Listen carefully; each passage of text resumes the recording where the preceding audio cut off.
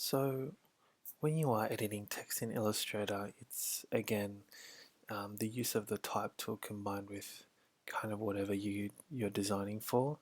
When you are typing text in Illustrator, when you do use the type tool, obviously clicking and dragging out your text box to whatever size you're working with is obviously ideal. Um, Say for example, this is a landscape A4 document. I'm drawing out a text box which is going to go alongside and left and right side of a margin. So you can see that kind of fills up the page in a nice uniform way. If you're typing text and you kind of want to do, like say for example, 2 columns of text, um, I've drawn that as an example, but I'm going to actually draw out a bit of text here in Arial Regular, just to show you how to, I guess, draw a single text box, or if you want text to overflow, to obviously create 2 text boxes. So say for example you've got a bit of text here, you want to break in this sentence here, you can always click into the actual text box, highlight or click wherever you want to go, and you can hit Shift Enter.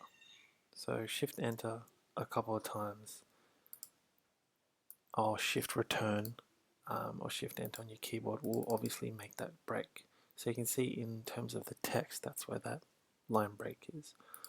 But say you don't want that, because now if I click and move this, both those paragraphs of text will move, right? So say I don't really want this and I want to break this up into 2. So I can obviously delete that.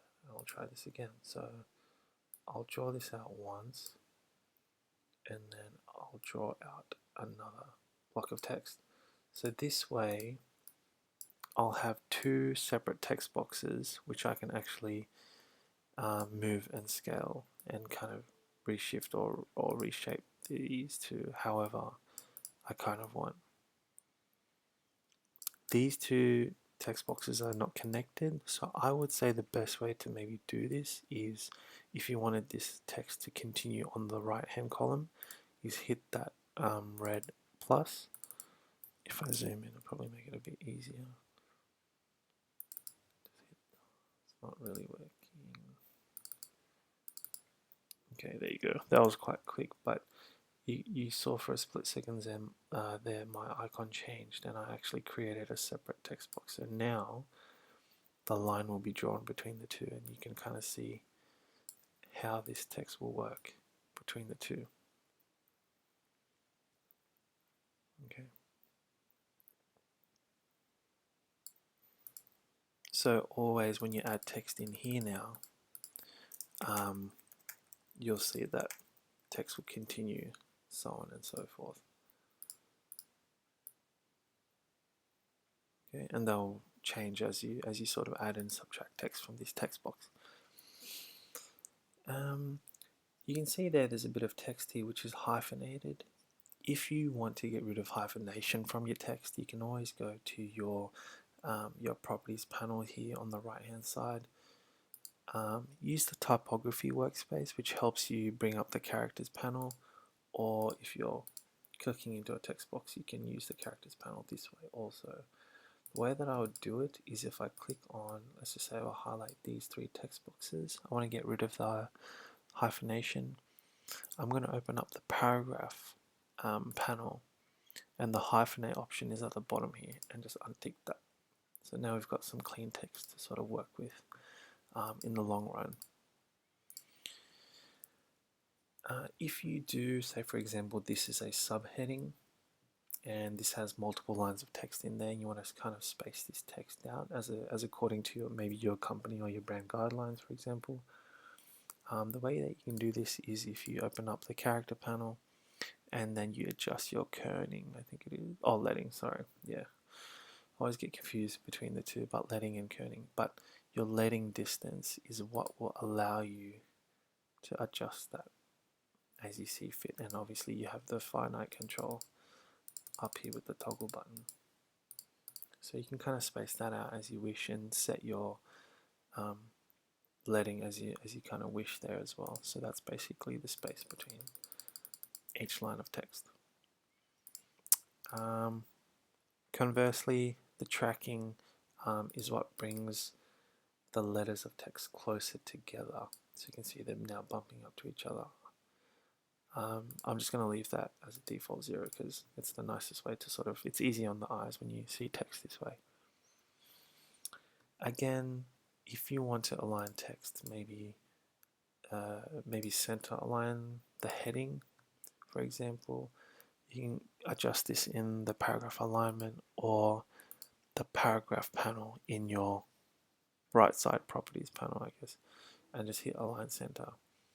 Quicker way you can do this is if you highlight into the text box and go Command Shift or Apple Shift, I think it's Apple Shift R or Apple Shift L or Apple Shift C for center. So I'm just going to do Apple Shift or Command Shift L to left align it. So that's a nice quick way to do it. And then finally, if you're looking to create a logo, say for example you want to use Arial for like a nice like minimal style logo, and maybe we're going to do